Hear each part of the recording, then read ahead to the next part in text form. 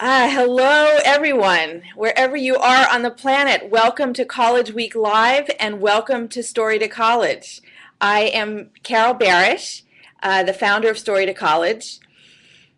We, um, let's see here. Yeah, I'm just getting used to this new platform. So I've done lots of webinars, but it's my first webinar for College Week Live, so I'm really excited. Hope everyone gets what they came to get from this webinar. If you have questions at any point, please just type them in, and I will answer them definitely at the end. If they're urgent, I will interrupt and answer them at the time.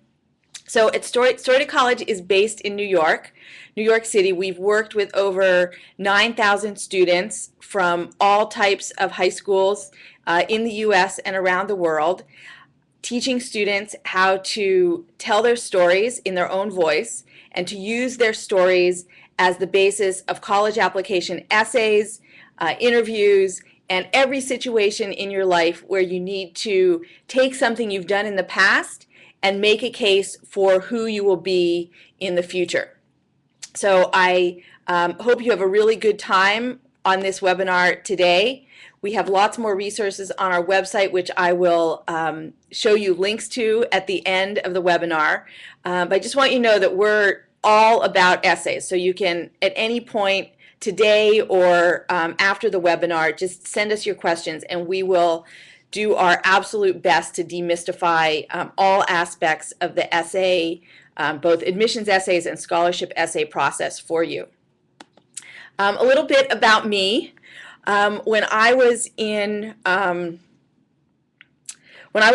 grade, my father died, and I had a really, really rough time getting my act together to apply to college. And my AP history teacher pulled me aside, and she really guided me to believe in myself. It was the early days of co-education at the most selective colleges in the United States, and she helped me to apply to a really much bolder set of schools than I'd imagined, and really that decision guided my whole future ever since.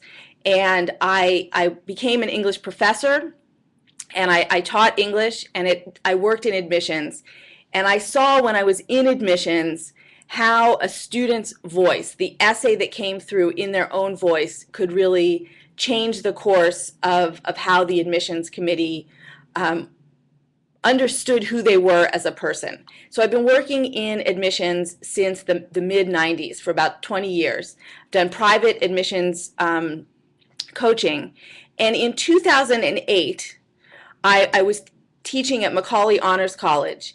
And when the economy crashed, our students were having a really rough time getting in the door for interviews, for internships and jobs. And the dean of Macaulay came to me, Ann Kirshner came to me, and she said, "Carol, it's your job to fix this. Figure out how these kids can brand themselves and get back in the door at these top internships that we can pay them to have." And I studied a lot of different ideas for helping young people advocate for themselves. I did a lot of reading, and storytelling kept coming up again and again. This idea that you remember stories long after you've forgotten facts, figures, dates, all sorts of other things. Memories stick with you. The memories, the stories that people tell you, they stick with you in your memory. So I created a storytelling workshop for college students and recent college alumni. And when they learned to tell their stories, not the resume achievement story, but really who they were as people, their stories about being first-generation college students, their stories of struggling and overcoming challenges, they really connected with people, and they started to get interviews and jobs again. And I was really touched by what was possible. And I went back to my earliest roots in teaching and created the Moments Method and Story to College to help students from all backgrounds tell their own stories in college admissions and all of life. So that's why I do what I do. And that's what has me here in a hotel room in Toronto at a busy conference in my hotel room talking to you guys today. So I want you to be big and bold and tell your most authentic stories in the college admission process. And it's my job today to give you as many tools and as much specific information as possible to help you do that.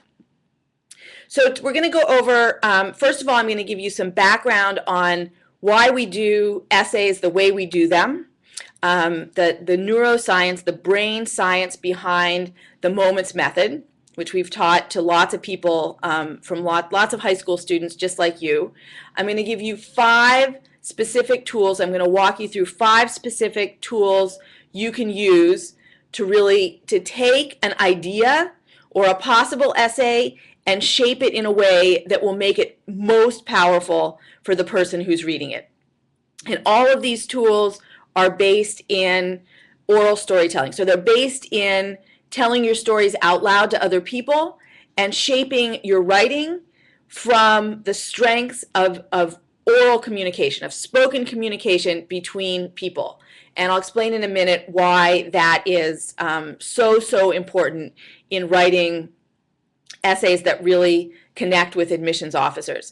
And then I'm going to allow a big chunk of time for questions. So, probably at least 20 minutes. Feel free to type them in when you think of them or later. I really want to make sure that you get answered the questions that brought you here today. So just feel free, whatever it is, put it out there, and I will do my best to answer it. If it feels like I'm not answering it directly, I'll answer it. I always answer all questions eventually on Facebook, so sometimes I can't always get them right away, but I'll do my very best.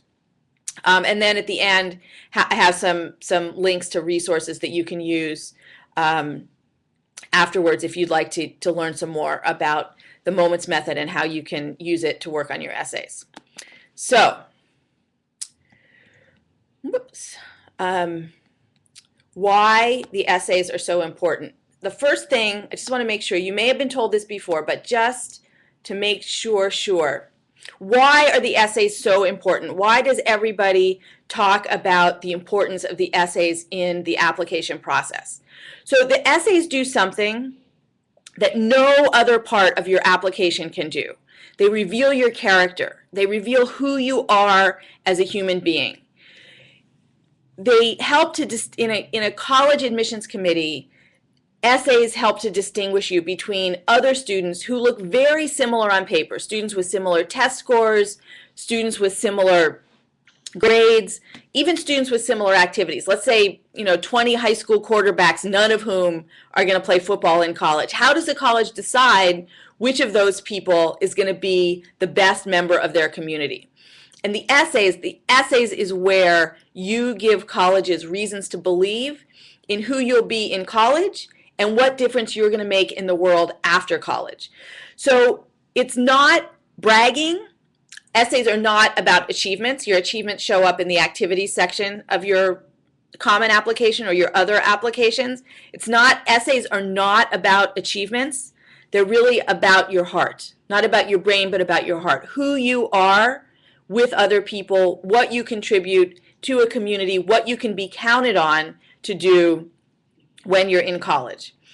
And the essays, both the personal essay, the main 650-word personal essay in the common application, and all of the supplement essays, they're most important. They have the most weight at the most selective colleges.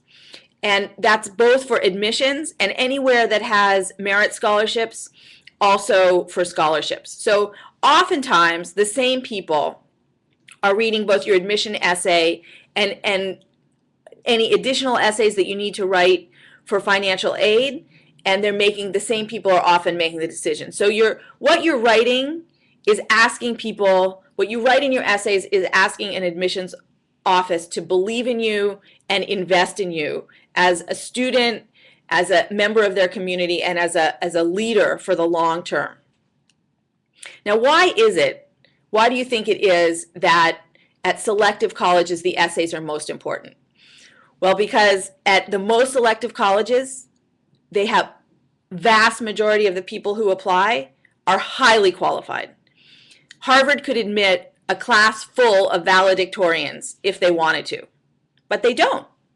They admit a diverse community of people who contribute all sorts of things to the community in different ways. So they're not looking for all just top students or top SAT scores. And your essays show what it is about you that will make you a member of that community, what they'll lose if they don't admit you to their community. So the essays are very important and most important at the most selective colleges. Now there's a big difference. A lot of students start out writing their college application essays as if they're writing an essay, a critical essay for English class, right? They start with an introduction, 3 reasons that prove the introduction, and then they restate the same idea in the conclusion. But a personal essay has a completely different organizing structure. A personal essay should have a story, should have a journey that goes with you through something that's happened in your life. So a personal story is based in your own experience. And you don't have to prove anything. You just have to show people what it is that you have experienced, what the world looks like from your point of view. College admissions officers say that the most important thing in an essay, the 3 most important things in your essays are a unique perspective, a strong writing, by which they don't mean great grammar, although you should pay a lot of attention and do your best work, but they mean a strong arc of a story, a powerful writing that draws the reader in. And the third thing that's important is an authentic voice. So the 3 things that admissions officers are looking for: unique perspective. Your life experience by definition is unique because it's only yours. They're looking for strong writing, and a strong voice of storytelling will achieve that strong writing focus. And the third thing is they want your authentic voice. They want it to sound like you, not some adult, not a teacher, not a guidance counselor, not a parent. They want it to sound like you. They want it to sound like a 17-year-old, not a 40-year-old. So when in doubt, return to your spoken voice. Imagine that your essays are a conversation with the admissions committee. Now, why does that work? Why is it that you should tell your stories, that you should have a conversation, that you should begin with stories told out loud to other people? So this picture here is, on the top is the brain of someone telling a story, and on the bottom is the brain of someone listening to a story. And you'll notice it's pretty amazing. First of all, when you tell a story, your brain lights up in a bunch of different places, right? And the 3 main places that your brain works together when you tell a story is your memories are triggered, the emotions that are associated with those memories are triggered, and you want to act. Memories, emotions, and action. And the same thing that happens in your mind when you tell the story, that exact same 3 sets of things happens, those 3 actions happen in the listener's mind at the same time. So when the admissions officer reads your essay, their memories are triggered, the emotions they associate with those memories are triggered, and they want to act. And the only action they can take is to admit you. So it's a great thing if they want to act on your behalf. But you need to trigger something deep in them that creates a connection. And you do that by telling your stories as specifically and in as much detail as you can from your own point of view. When you tell your story out loud, you innately trigger someone else's emotional connection to you. This is how we, in our brain chemistry, this is how we relate to other people. This is how we build community. It always works. When you tell a story, you connect with the other person at just a deep, deep personal level. And you show them who you are by drawing out of them memories that are similar and related to the experiences that you've had. And it always works. When in doubt, go back to telling stories from your own experience. Put a story of something that you have done or something that's happened to you at the heart of each and every essay in your college applications.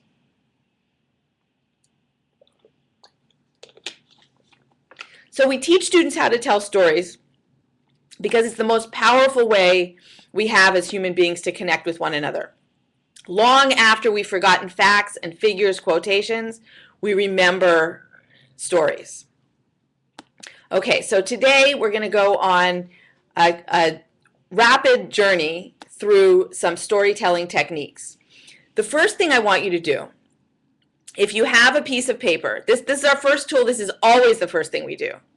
It's called refresh, and it's like hitting the refresh button on your computer, right? It just purges the stuff in the back that's clogging stuff from getting done properly, and it gives you a fresh start. Fresh start. So I want you to just, if you have a piece of paper, just write down anything, any doubts you have about the admission process, maybe any tests you have coming up, or standardized tests you still have to take. God knows those will cause lots of stress. Just anything you have that's getting in the way of your just really thinking positively and creatively about your essays. And just write that stuff down and then crumble that piece of paper and throw it away. If you don't have a piece of paper, if you're paperless, that's great too. Just type it into a computer file, like some Word document or a little notes file, and then delete it. Whatever it is, we just want to get all of those other things off the table, out of the way, so when you're working on your essays, whenever that is, it's the only thing you're working on. And you want to imagine that you've gotten into college. You've gotten into the college of your dreams, and you're writing from a place of that having happened. You're writing as somebody who's a part of that community, and you're going to speak to the person who's reading your essay as a fellow member of that community. You're writing peer-to-peer, friend-to-friend, comrade to comrade. Okay, so the first thing is clear out the doubts, clear out any critical ideas you have about yourself, and just unleash your brain's innate creative instincts to talk about. And you can always tell your own stories because it's your own life. So you have plenty of knowledge about this. Your life, you can, every moment of your life could be a college essay. You just need to figure out which ones to shape and heighten so that they connect most powerfully with the admissions readers. But it's your life, you've experienced it, you know it, and you can definitely connect to other people by sharing your stories with other people. So after you refresh, the next thing I want to talk about is turning scripts into stories. Most college application essays don't help students at all because they stay way too general. They stay at a level that's the kind of things that anybody can say, and some of them aren't even true. Like, my sister and I always get along. Nobody actually lives in that family. Or, here's another script.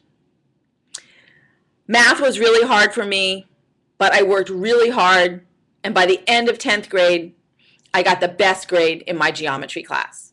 That's a script. That's just a happy ending. It's not interesting. In order to connect with people, you need to go to something much more specific. So let's say we're talking about family, right? Instead of a generalization about everybody getting along, imagine, perhaps, a complicated dinner conversation. In Write Out Loud, my book about college application essays, I tell a story about a week when every night at dinner my kids were giggling and wouldn't tell me what was going on. And I had no idea what it was. And I finally just said, all right, guys, before anybody leaves the table, this kitchen table is a judgment-free zone. I want you to tell me what's going on. And eventually, they told me that one of their friends was doing drugs behind the gym after lunch. And since the judgment-free zone meant I couldn't tell anybody, I had to keep that a secret till the school figured it out. But I created a space so that would be, like that's a complicated dinner conversation. You've probably had some yourself. Maybe people fought, maybe you heard that your parents were having another child or getting divorced, or your sister was leaving home. Who knows? Families are complicated organisms. But those like not so perfect moments, but everyday moments, we've all had them, and you can always write essays about them. People will say, "Oh, I don't have any fabulous moments." It doesn't, you don't have to have won a Nobel Prize to write a great college application essay. You don't have to have been the star of any sports teams. Your essays reveal who you are as a human being. They're not about achievements. They're about who you are and what you do with other people in the world. And you all have those experiences. Even the shy, quiet person holds the community together in some way. The person who speaks last but really listens to everybody else, that's a very important thing to know about you as a person. So find those moments, find those stories that really reveal your character, get past the obvious stuff, and really focus on, first of all, the stories that only you can tell, right? If you're talking about a service trip that your whole school took, perhaps in a bus to, let's just say, New York. I live in New Jersey. And my kids, you know, they did lots of stuff with their school where the whole school would go on it, like on a midnight run or something like that. What part of that thing that lots and lots of people have done, what's the story that only you can tell? Was it handing a sandwich to somebody who had the same name as you? Was it, I don't know what it was. Somebody has a question here. Let's see if I actually can answer it right now. A story about somebody else. Okay, so let me just quickly answer. Amber Richardson wants to know, Amber, what if you don't have a story about yourself but someone else that affected you and changed the way you are and who you are now? So it's fine to write about other people, and this is actually called an influence essay, and it often comes up in supplements. It used to be one of the main common application questions, but the essay has to be about you. You have to show how that person influenced you and what you did as a result of their influence. It can't just be about what they did and you think they're really cool, because that's just something that happens in your head. And great essays are about what you've done in the world, not what's changed in your mind. But that's, Amber, that's a great question. Okay, and another question. My brother has autism. Can I do an essay about how life was like growing up with an autistic brother? Yes, I think that is a fabulous topic. I've actually read a number of tremendously moving stories about that. A story which I will always remember, and the young man who wrote this story got into Penn. He's from New York City. First-generation college student. He wrote an essay about his younger brother sitting on his lap and teaching his autistic brother how to type. It was very moving. Another essay, actually the same class as that person, was an essay about his brother couldn't skate, but he taught skating to young people who could, because skating was important to him. But it was all about how, like, trying to teach his brother to skate, but he just couldn't, but skating was important to him. It was a different way of negotiating a brother, you know, with a really significant challenge. So yes, all of those things, really great. Okay. Okay, so I'm going to answer that question later. Hang on.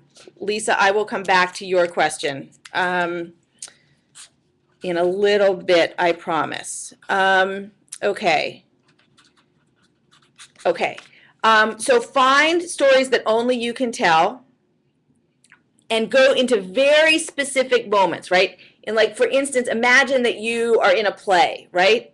And it's the first time you had a role singing on stage. That's a very broad general experience. You want to go to a specific moment that shows the reader how that experience shaped you and changed you on what you did. So if we're using the experience, let's say, of, you know, performing on stage for the first time, Maybe it's the first time you had to hold a microphone and belt something out. I myself was in 5th grade the first time I was on stage, and the first time I had to sing on stage, I actually sang the wrong words. It was one of the most humiliating moments of my entire life.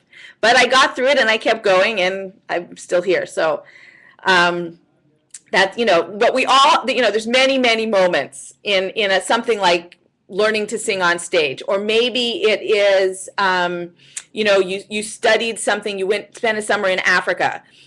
What is the specific moment where you learned or grew or made a difference? The more tightly in you can focus on a moment, like that moment when your brother learns to type, that is when the reader will get who you are as a person and how powerful it was for you. And again, even when you are writing about other people, and it's great to include other people in your essays. That's actually a fabulous, fabulous thing. But you want to show what it's like from your point of view. You really want to reveal, that's the most important thing in your essays, reveal what the world looks like from your point of view. It's very important. You're the only one who has your point of view, so go as tightly and closely and in as much specific detail as possible into that so your reader gets what the world looks like from your perspective. Okay, so how are you going to do that? The first thing you want to do, once you've figured out what you want to write about, which story, which moment, is to map it, right? Think of your essay as taking your reader on a journey in which you show them something that you have learned or done, some moment in which you have changed and grown into who you are today. And there's three, you can think of your essay as having 3 major parts: magnet, pivot, glow. Magnet, you draw the reader in. Pivot, something changes, you're different after that moment than you were before. And glow, you leave the reader wanting to know something more about you. So magnet, why do we call the first sentence of your essay a magnet? Because you want to draw the reader in. You don't want any preambles. Some people say start the essay with a quotation from another person, say this is an essay about a time I experienced failure. No, you don't need any of those preambles. Just go directly to what happened. When in doubt, say it was the 3rd of July, 2012. Just set the stage for the reader, but get right in there. And then at some point, something changes.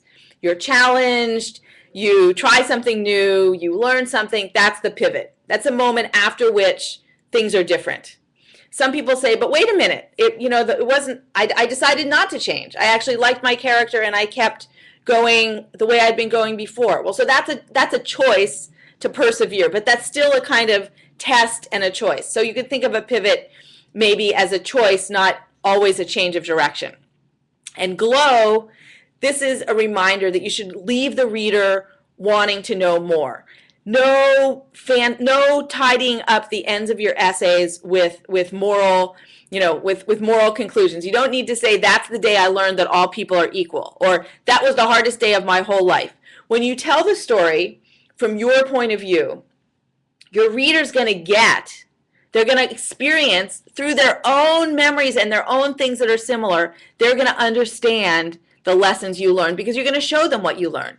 You don't need to beat them over the head with it. And this is really important because the way your brain works, when you tell a story, the person who reads it is going to understand it. They're going to naturally, innately understand it. So you don't need to tell them the lesson because they'll get it themselves. You just have to trust them. That's how communication works. That's how humans communicate with one another. That's how they build community.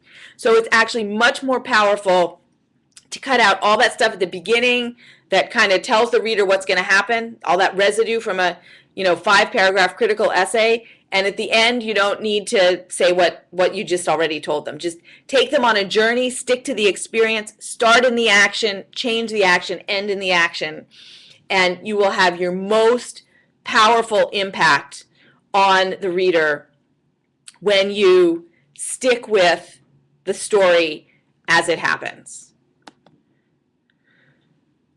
Let me just check a couple more of these questions. Alyssa wants to know if it's okay to tell a funny story instead of an emotionally intense story, and the answer is completely. Funny can be very powerful. I think it's a great idea to try things that, I mean, the most important thing is if you're a funny person, you should definitely write in a funny voice, right? When the third, you know, your authentic voice, who are you? Usually at this point somebody says, well, what if I'm just like, I'm kind of a serious person. Can I write a serious essay? Yeah, you should write who you are. Like, communities have all sorts of different people. Colleges are looking for all sorts of different people. So be yourself. You know, as Oscar Wilde says, be yourself, the other roles are taken. Essay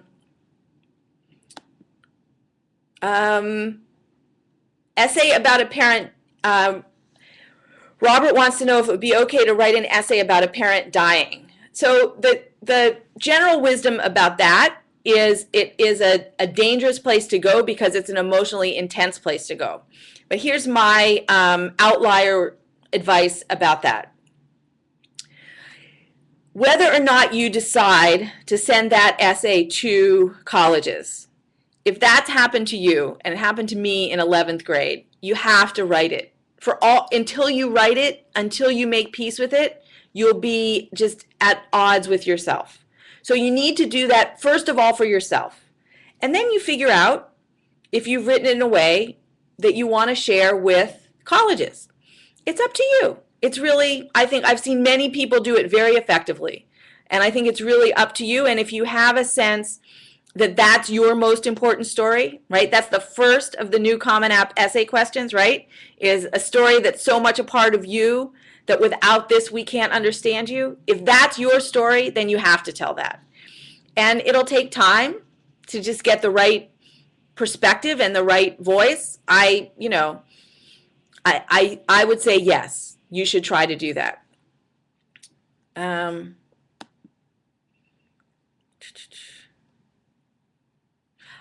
Okay, so James wants to know how much of an essay should be on a general topic and how much should be reflection on what you learned. So in general, it's much better to have the lessons that you've learned revealed through the story. For instance, let's go back to the person who learned, had some experience in life that taught her that everyone was equal. That was the day I realized that everyone was equal. So what happened the next time she was really tested? Because in real life, there's lots of things that aren't equal, right? There's people on the streets who don't have food when we have food. There's people in school who get higher and lower grades. What does that realizing that all people are equal, what does that translate into in everyday life? So I would say, instead of saying that was the day I realized, we're going to get in a second to ways to get out of your head and into the world of interpersonal experience. But I would say less reflection and more action. You want to reflect, like you really want to spend time figuring out, James, what the importance is to you. And then I would ask you, show me a moment where I can see the importance of that event to you, the importance of that person to you, the importance of that moment to you.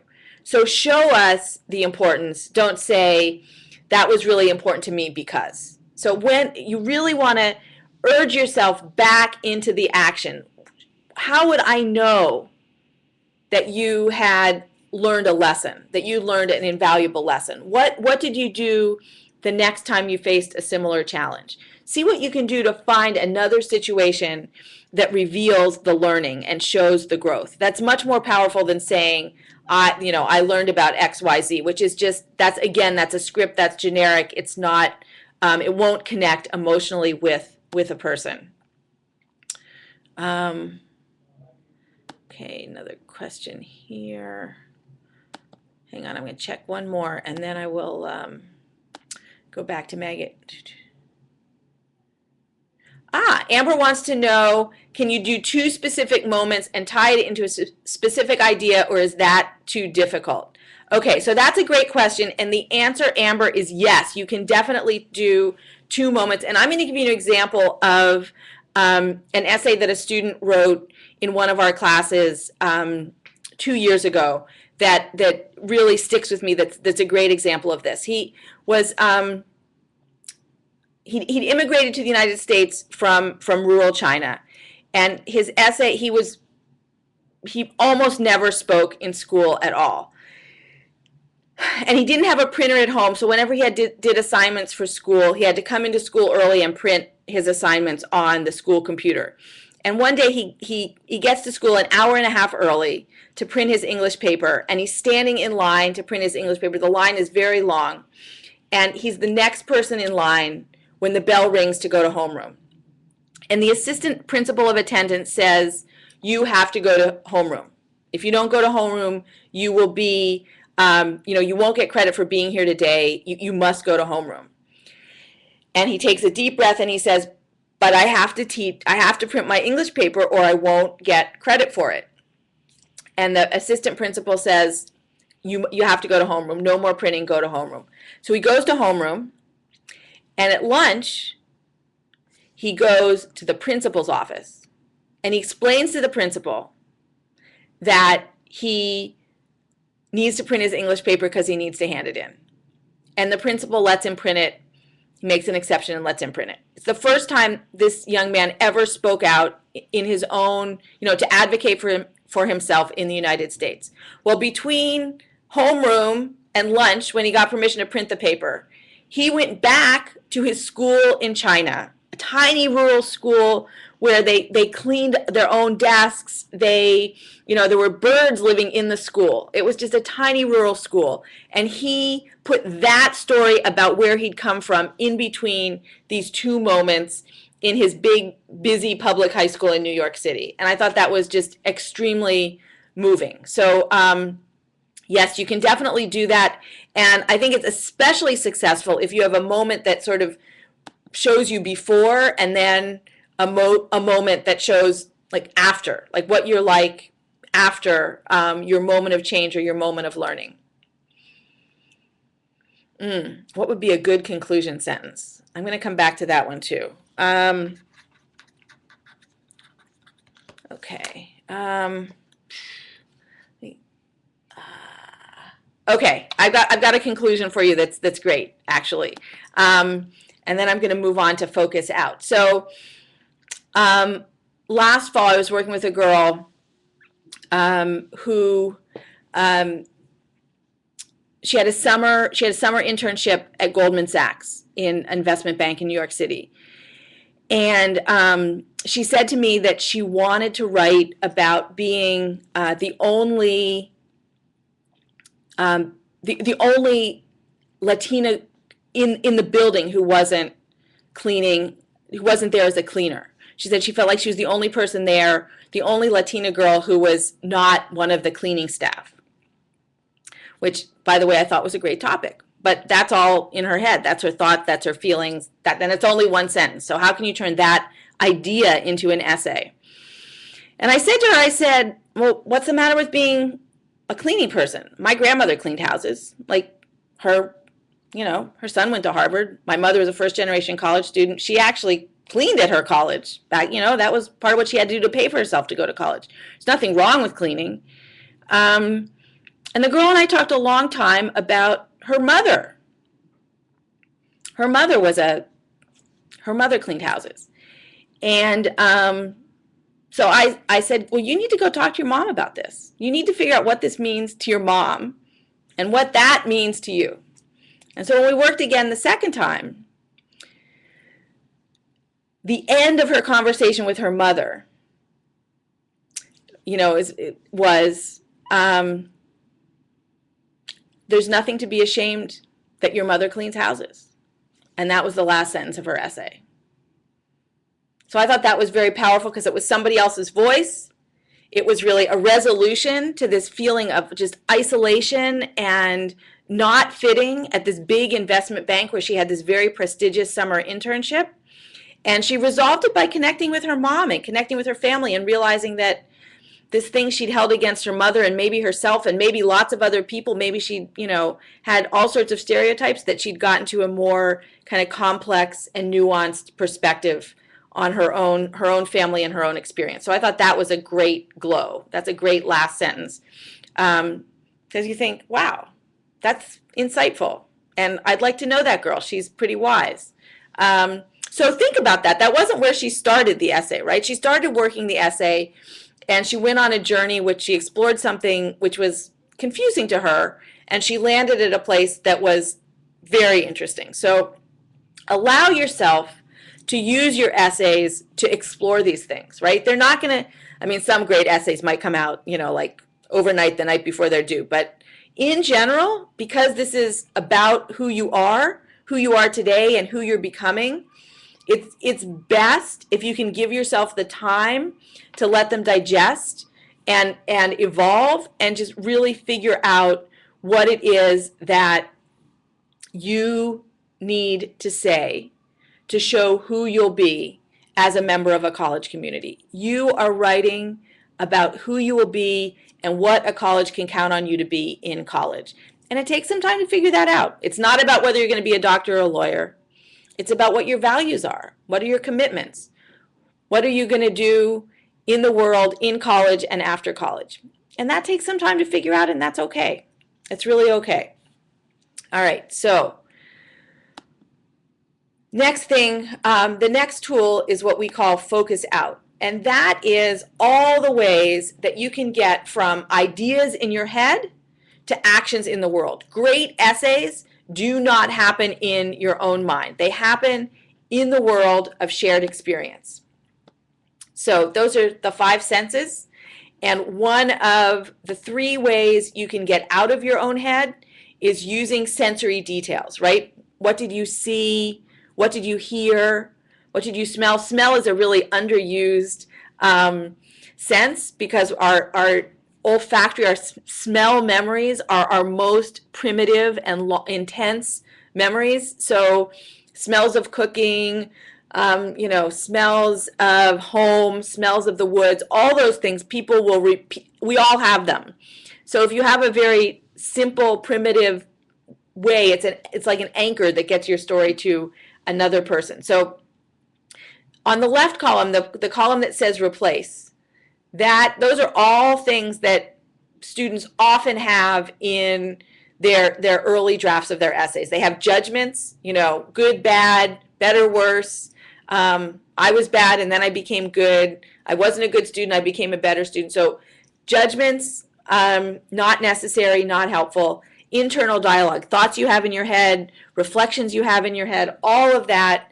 And also lots of emotional language. I felt sad, I was angry. All of those things actually prevent your reader from identifying with you. They prevent your reader from experiencing what you've experienced and sharing your perspective of the world. So instead of judgments, internal dialogue, and emotions, you can replace any of those with any of the things in the right column. External dialogue, we mean actual things that people have said. So when that girl's mother said, you don't need to be ashamed that your mother cleans houses. She actually said it in Spanish, but that in quotation marks. It's very powerful when you use actual dialogue in your essays, because it's like the reader is getting a little intimation, that it's like they're overhearing a conversation you're having with someone else, and it's very moving. So put in, if you're going to, don't say we talked about, put in the exact words that you have when you have conversations with other people, or maybe you overheard a conversation between 2 people. But be bold and be willing to put in the words that people actually say. And even if it's a combination of languages, try to convey it in a way that's not all cleaned up and polished up, but actually how people really speak. Details, I mean sensory details, like the 5 senses, what you touch, what you taste, what you see, what you hear. And then descriptions is sometimes people are so busy figuring out what they think that they don't orient the reader in what's actually in the world where the story is taking place. So what time of year was it? It makes a difference if it was winter or spring. Were you inside or outside? Who else was there? Was it on a day that is a significant day in history? You know, was it the day that the markets crashed in 2008? Is it the day you took your first driving test? You know, was it first date? Just orient the reader in the world of shared experience. It's much more powerful than the things that happen only in your own head.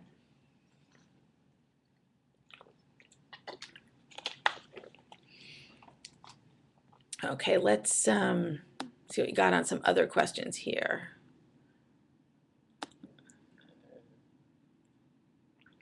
Is it okay? Kimberly wants to know, is it okay to write about an academic challenge such as discovering you have test anxiety and how you overcame it? Yeah, there was another question before about depression. So I think the one thing that I would warn you about is you want to make sure colleges are going to be confident that you're okay. Because they won't discriminate against you, but they might inadvertently just be scared that they won't be able to take care of you if you have experienced certain types of emotional challenges. So I would be careful talking about emotional challenges and especially mental illness. I think again, if it's really important to you and it's something that you've really wrestled with, it's important to tell that story. But I think it's one place where you might be treading on dangerous turf. And I'd just be really careful that you make sure you situate it in a way that your reader knows that you're ready to be, fully functioning adult on campus. If that doesn't make sense, ask me another question. But I think that's one thing to be kind of careful about. And test anxiety, I think that in itself is kind of a generic script. There might be a story, a specific moment when you learned how to do something differently. I mean, I think overcoming fears is really interesting, but you have to do it in a way that it's not all in your head, like I was afraid and then I wasn't afraid. So if you can figure out a way to tell that story and tell like how the world looked before and after and what that means about who you'll be in college, that's certainly something to explore. But make sure that it happens in the world so we can see what things look like for you. Billy wants to know, what are you to do if you're asked to write about an event that has never occurred in your life? So Billy, if you can give me an example, I'll come back to that one.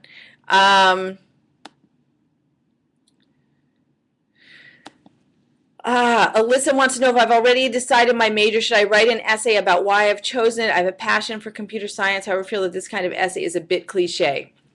Okay, so if you have an essay that's specifically asking about what you want to major in, you have to answer what you want to major in. And you should be very specific. Like each school you apply to, like if it's a supplement question, really look at what that major looks like at that college.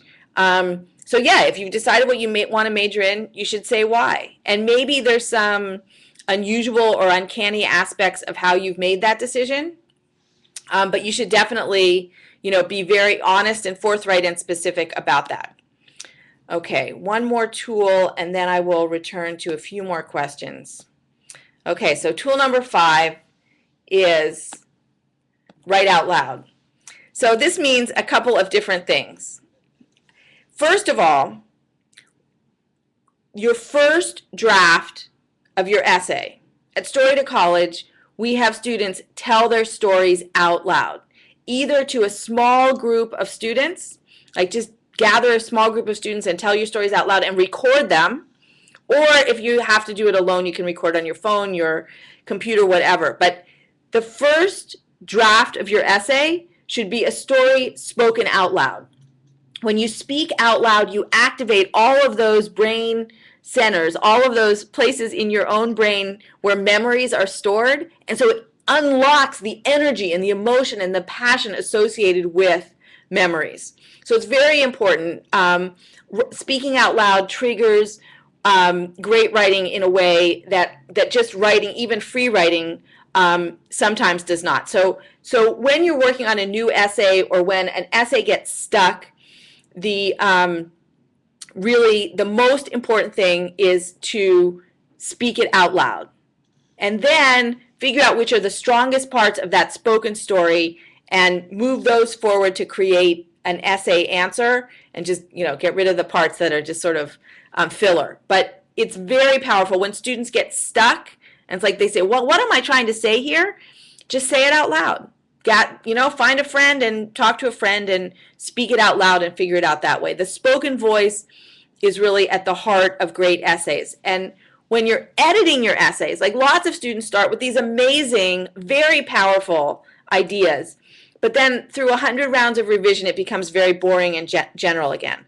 So when you're editing, the other part of writing out loud is to heighten both your spoken voice and also heighten the parts that are really specific to you. Don't let anybody else's ideas about the essay genericize it for you. Don't go back to general things. You've done all this work to make it specific and emotionally powerful for you. Make sure that as you edit it, it becomes more your own, not less your own. And be careful about letting too many people read your essays and help you edit them. Sometimes it just, if you send your essay out to a committee, it's hard to sort through everybody else's ideas of what it should be. And the most important thing, the most important thing is that you feel really good about it. I know a successful application, you should feel like you have poured yourself into there and it really reflects who you are, and you trust that it's going to have a great outcome because it reflects who you are as a person. Okay, so our last slide here is some Story to College resources for you guys. Our website is storytocollege.com. You can ask questions on Facebook or Twitter. We answer all of the questions that get sent to us by email or on Facebook. At our website, storytocollege.com/writeoutloud, there's a lot of other resources. We have sample essays that are annotated with, why we think they're successful essays. They're all essays that got students into great schools, so they succeeded in that sense, but we really dissect them and show why they work and how they work. We have an online course.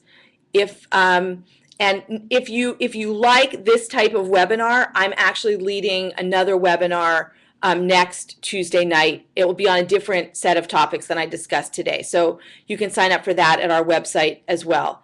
But please let us know. I'm going to answer a few more questions, but please let us know how we can be of assistance. If you have questions about any aspect of essays, we really want to demystify that process for you and make it manageable for you. Okay. Okay, so Amber wants to know, what advice do I have for students who don't have descriptive powers? I guess that means you don't think you come up with a lot of descriptions. So there's only one way to become a better writer. Well, actually maybe two. One is to read more, and two is to write more. We have on our website for your stimulation and inspiration a collection, a little anthology of personal essays by famous writers. So you can also get those at storytocollege.com/writeoutloud. So that'll give you a sense of really some, exemplars, some really fabulous essays by great writers. I think the more you read memoirs and personal essays, the better you'll write them. And I recommend, just to get your juices flowing, is to write something every day. Pick something that you usually take for granted, your bus ride to school or your walk to the subway, or something that happens in the locker room, and just slow time down and pay attention. What colors are there? How does the light come through the window? What do people say to one another? Just pay closer attention. You will learn how to strengthen your descriptive muscles. Your descriptive writing muscles will get stronger by using them. So even if it's just 5 minutes a day, I recommend that you try to write a little bit every day.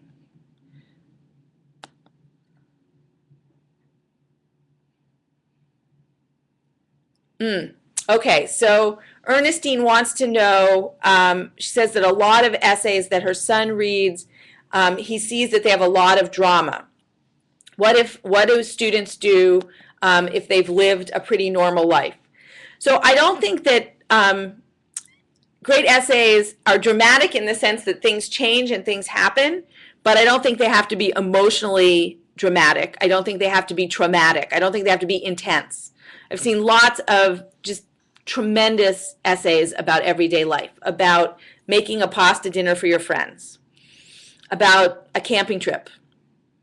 So I would encourage people who feel like nothing they've done is enough, right? A lot of people have that feeling about their essays, to just pay closer attention, because there's lots of moments in life that we just kind of take for granted, but when we pay closer attention, we realize that there's actually quite a lot that we see, and that we can, and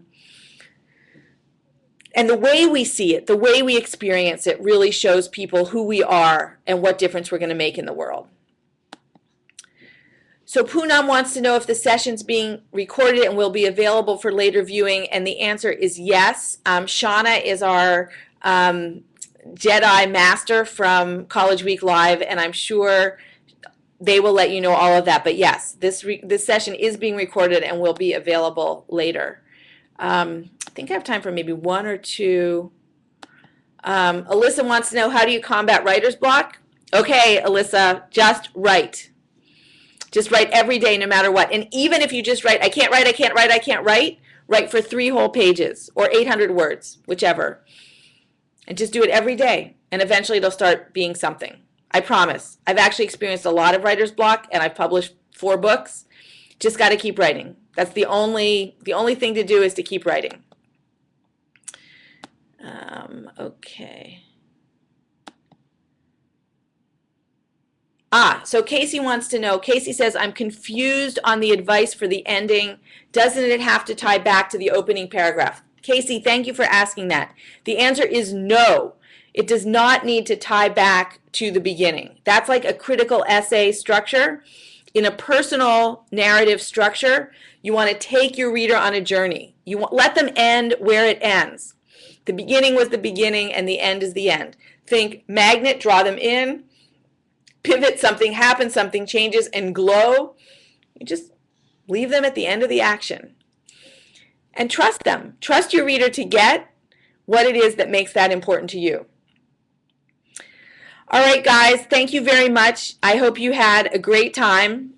Feel free to be in touch with me at Story to College, and have a great autumn, happy apps, and let me know how I can be of use. Take care. Bye-bye.